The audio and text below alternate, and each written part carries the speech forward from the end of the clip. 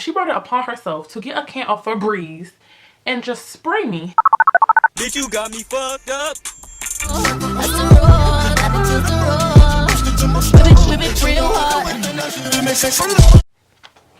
Hey YouTube, it's Deja and I'm back with another storytime video. My last storytime did surprisingly good, so I decided to give you guys another one. As you can probably tell by the title, it's going to be how I got my roommate evicted. I actually have a live clip, not a live clip, but a clip from the actual situation. I don't know many story times that have those, so if you want to hear how this happened, keep watching. So over the summer, my school's website had this thing where you could request people, and they had profiles where it would have the person's name and then like their sleeping habits, cleaning habits, all of that. And for privacy purposes, we're gonna call her Charisse. Charisse had requested me on the, you know, the school little network thing. I did a little bit of, you know, typing, and I found her on like Twitter and Facebook, and she looked cool.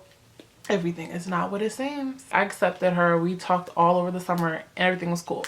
When we got there, everything was cool until a week after we moved in. She started having guest issues. And when I say guest issues, I mean that there's this app. It's called Tinder. Tinder is basically this dating site. She would meet guys off of there and bring them back to our dorm, which I wasn't really comfortable with because that's not too safe, because not only are they people that I don't know, they're people that you don't know. So Charisse was doing her thing, bringing the guys over, and I would leave every time because I just wasn't comfortable with it. I didn't want to say something to her because I wanted to be the cool, you know, laid back, the cool roommate. And I don't really like confrontation anyway. And there was many nights that I could not even sleep in my room because of this. One time a guy kept knocking on my door looking for her, and eventually she came in the room with him, and they sat on the bed and they looked like they were waiting for something. I'm like, I'm not leaving, because I had to get up early that morning and I was pretty much fed up with always having to leave. After a few minutes of them waiting, my suite mate came in and she said, Charisse wants you to leave. And they're just looking at me and I'm like, why do I have to leave? And my suite mate said that, oh, they're about to do stuff. She just needs her privacy. And so I flipped out. I'm like, I pay the same tuition as you. I should be able to stay here. Like, I just got so mad and I exploded. And I was so mad that I left. Me being a little bit teed off probably wasn't the best way to handle this. But the guy who was in the room with my roommate was talking to my friend at the time very, very, very heavily. He wasn't even supposed to be on campus that night. So I called my friend. I'm like, come get your man because I want to go to sleep. Her and her roommate rush over, and we're really close on my floor. Like, we're all friends. So like, it was a little bit of commotion going on because they didn't really want my friend to fight my roommate. I didn't feel like she would fight my roommate over that because I just didn't feel like she was that type of person. I guess the guy heard about the commotion and he went across the hall into his friend's room. So by the time my friend and her roommate got over there to see what was up, he was already in a different room. I ended up having to have a talk with Charisse that night about how I didn't appreciate it, having to leave my room all the time. Because it's not like this was a once a week thing. She would have company 3 to 4 times a week. Not being able to sleep in my room that much, and I'm paying tuition to have a bed there, it's kind of messed up. She said that she didn't realize that she was being inconsiderate, and the next time she would let me know. I let it go.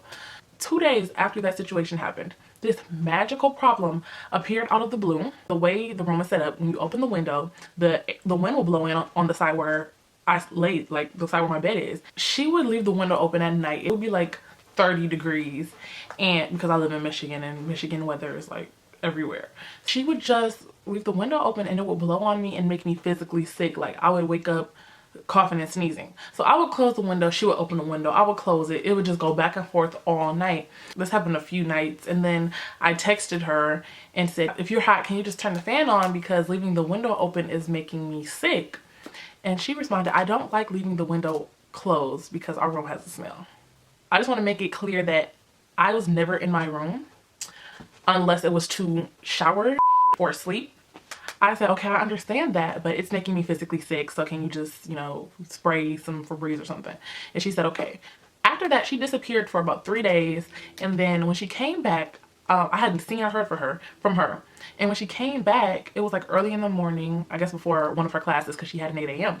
She came and got her clothes, left, and went into the little area, because it's like a room, like it's like a room, another room right next to it, and we share like a closet with our suite mates and a bathroom. She went into the little closet area and put on her clothes and got dressed. I'm like, is it that serious? I went back to sleep because I didn't have classes that day. Around 12, I get a knock on the door from the RA saying that Sharice wants to have a meeting with me and her. And I'm just like, okay. Mind you, I had the window closed all morning and it's noon at this point.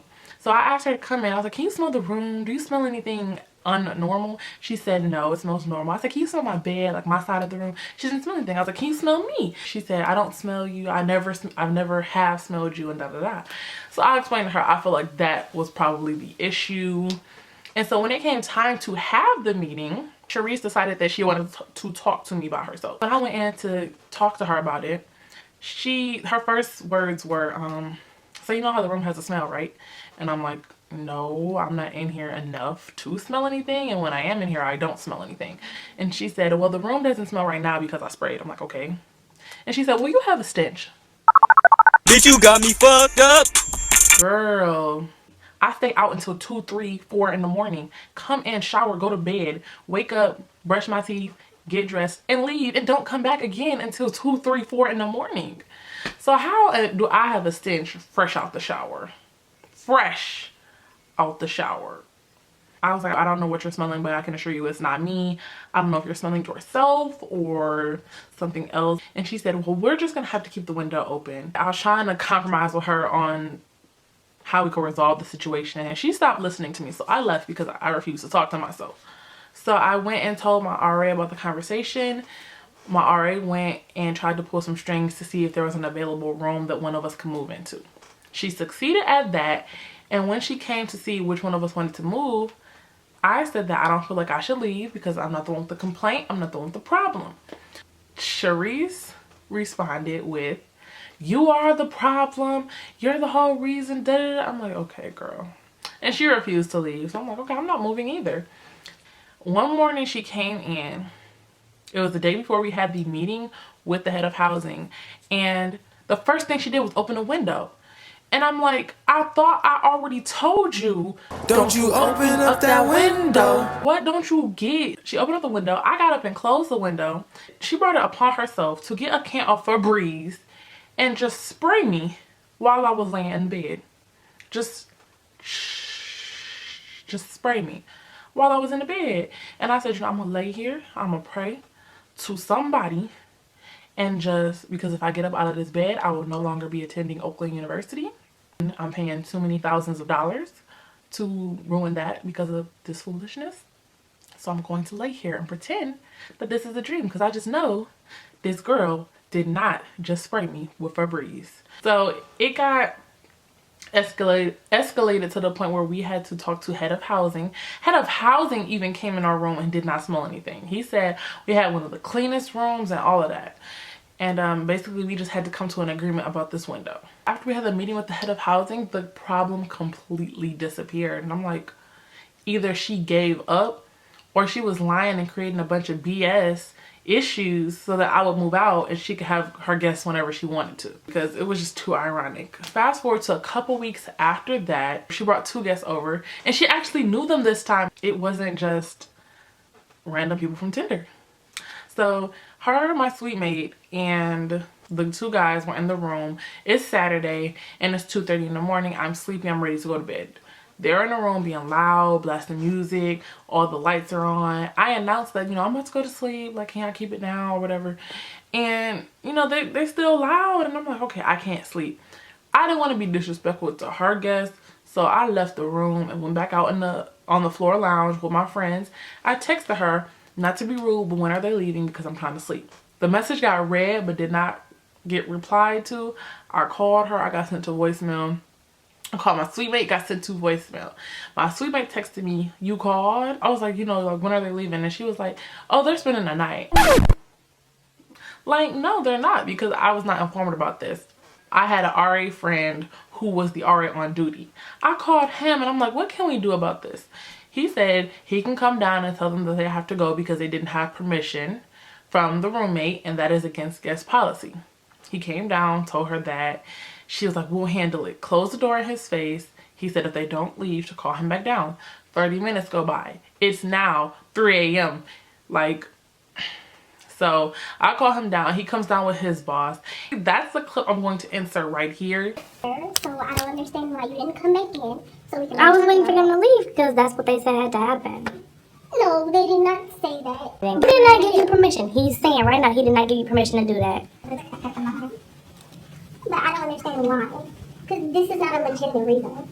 It is a legitimate In reason. our handbook it says you can't have guests unless you get permission from the com. So I need you to like leave this room, this whole room. Well, we're not bothering her. She's going to sleep.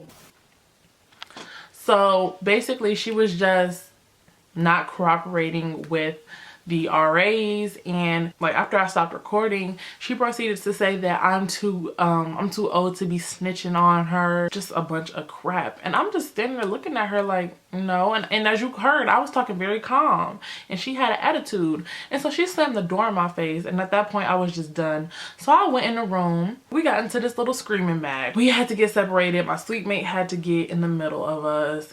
I went into my friend's room and told them what happened. When I went back into my room, no one was in there at all, but my suite mate called me at like 5 in the morning saying she left her key and to open the door. I opened the door, but I wouldn't have if I would have known that they were going to sneak back in, the guys, because night watch is over at 5 a.m. and night watch is basically the people who stand by the doors of the buildings to make sure that there's only students coming in and not just random people. So yeah, so they snuck them back in, and my roommate and one of the guys slept in my suite mate's bed who had went home for the weekend without her permission. She was pissed, but you know, she found out because they didn't have their story straight, but that's a whole different situation. Yeah, so the next day is Sunday now. The very exact same thing happens. The guys come over at like 6 p.m. and then it's like 2:30 a.m. and I go in the room and I ask when are they leaving. My roommate looks at me like I'm crazy. I guess she was still mad about the night before or whatever. And my suite mate said, oh, you know, they shouldn't be here too much longer. Not too much later after that, I get a text message saying that they're spending the night. So basically the same thing repeated. This time the RAs brought down OUPD, which is the campus police. And I'm like, why y'all bring the police? I didn't want to look like a super snitch. Like, I didn't call the police. They had to because we got into a verbal altercation the night before. So the police told them that the guests gotta go. And so she's saying, oh, I don't feel safe for her in the room because she threatened me. And she asked the RA, and she was like, didn't she threaten me? And he was like, I don't recall any threats. I'm like, exactly. Well, first off, why would he have your back? And you closed the door in his face and disrespected him too. After that happened, they said that, you know, we can move you into a temporary room, but we can't make her move. But if you feel unsafe, we can move you. So she retracted her statement and said that she felt safe. And basically, she just turned on all the lights, because when I went in there and asked when they were leaving, the lights were off and she was about to lay down. So she went from that to turning on all the lights, blasting the music. You could hear it all the way down the hall. And she was just on the phone and just being loud. She got a noise complaint from the RAs, and OUPD asked me to sleep in someone else's room because they thought she was going to provoke me.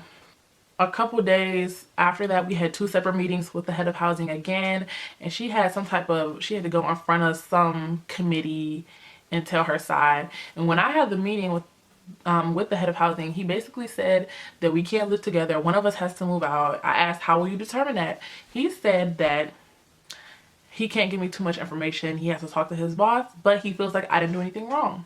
A couple days later, she was moving out.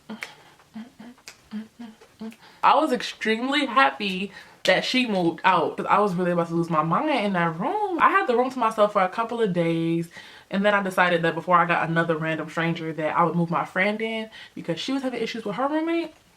So I was like, girl, come on, move in, girl. Worst part of the whole situation was when one guy that she brought from Tinder, he ate my fruit snacks. And they were Welch's fruit snacks. So who eats somebody else Welch's fruit snacks? Those are expensive and those are really good. He ate 2 packs, not just one. He ate 2 packs of fruit snacks. I was pissed. Like, no, that hurt me more than anything. That hurt me more than all the nights I had to sleep somewhere else on somebody's floor. Thank you guys for watching. If you want more story time, thumbs up, and make sure to subscribe. Tell your friends to subscribe. Tell your mama to subscribe. Like, tell everybody. Tell the world. Walking through the door, she just wanna chill, got a sack for us to roll. Ready for the